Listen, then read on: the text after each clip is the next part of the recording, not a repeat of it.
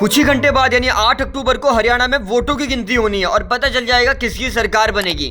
नजर इस बात पर होगी कि क्या बीजेपी के हाथ से एक और राज्य चला जाएगा। ये इसीलिए कहा जा रहा है क्योंकि एग्जिट पोल का डाटा इसी ओर इशारा कर रहा है। हरियाणा में एग्जिट पोल के ये आंकड़े देखिए। सी वोटर्स के मुताबिक कांग्रेस के खाते में 50 से 58 सीटें जा सकती हैं, बीजेपी के खाते में 20 से 28 सीटें, जेजेपी के खाते में 0 से 2 सीट जा सकती हैं। वहीं रिपब्लिक मैट्राइज का पोल बताता है कि कांग्रेस के खाते में 55 से 62 सीट जा सकती हैं, बीजेपी के खाते में 18 से 24 सीट जा सकती है, जेजेपी के खाते में 0 से 3 सीट जा सकती हैं। वहीं पीपुल्स पल्स का डेटा बताता है कि कांग्रेस के खाते में 49 से 61 सीट जा सकती हैं, 20 से 32 सीट बीजेपी के खाते में जा सकती हैं और जेजेपी के खाते में 0 से 1 सीट महज जा सकती है। महाराष्ट्र और झारखंड में चुनाव की तारीख का ऐलान होने वाला है। ऐसे में जो भी पार्टी हरियाणा जीतेगी उसे इसका फायदा अगले 2 राज्यों में मिलेगा और एग्जिट पोल का डाटा ये फायदा कांग्रेस के खाते में जाता दिखा रहा है। हरियाणा में करीब 10 साल से बीजेपी की सरकार है। पहले 9 साल मनोहर लाल खट्टर सीएम कुर्सी पर रहे हैं। कुछ ही महीने पहले नायब सिंह सैनी को हरियाणा की कुर्सी सौंपी गई है। कांग्रेस ने 2 साल पहले हिमाचल प्रदेश पर कब्जा किया है।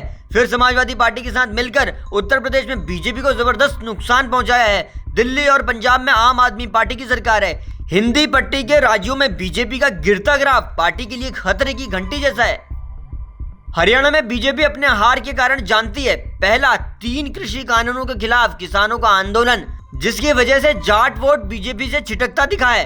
दूसरा, महिला पहलवानों के यौन शोषण के मामले ने जाटों का गुस्सा और बढ़ा दिया और चुनाव के मैदान में रेसलर विनेश फोगाट कांग्रेस के टिकट पर जुलाना से चुनाव लड़ी। अब ये लड़ाई जाटों के सम्मान को बहाल करने की लड़ाई बन गई। और दूसरी तरफ जिस सांसद बृजभूषण सिंह पर यौन शोषण के आरोप लगे वो बीजेपी के ही नेता हैं। इससे लड़ाई फिर से बीजेपी बनाम जाट हो गई। किसी भी चुनाव में केंद्र की सत्ताधारी पार्टियां राज्य में घुसती हैं तो क्षेत्रीय दलों को जबरदस्त नुकसान होता है। जैसे उदाहरण के तौर पर हरियाणा की इंडियन नेशनल लोकदल और जननायक जनता पार्टी का इस चुनाव में कमजोर दिखना यही उदाहरण है। हरियाणा में जाट बनाम गैर जाट समीकरण हमेशा से दिखता आया है। साल 2014 से 2019 तक बीजेपी के पक्ष में गैर जाट एकजुटता थी। यही कारण है कि बीजेपी सत्ता में आई। लेकिन इस बार गैर जाट एकजुटता बीजेपी के पक्ष में नहीं दिखा है। हरियाणा में 21% आबादी दलित वर्ग से आती है। ऐसे में हर पार्टी जाट प्लस दलित वर्ग से वोटों पर सेंध लगाना चाहती है। इसमें कौन कितना सफल हुआ है, हरियाणा की जनता ने किस सरकार को जनादेश दिया है, ये सब आपको नतीजों के साथ बताएंगे कल यानी 8 अक्टूबर को। जुड़े रहिए जनसत्ता के साथ।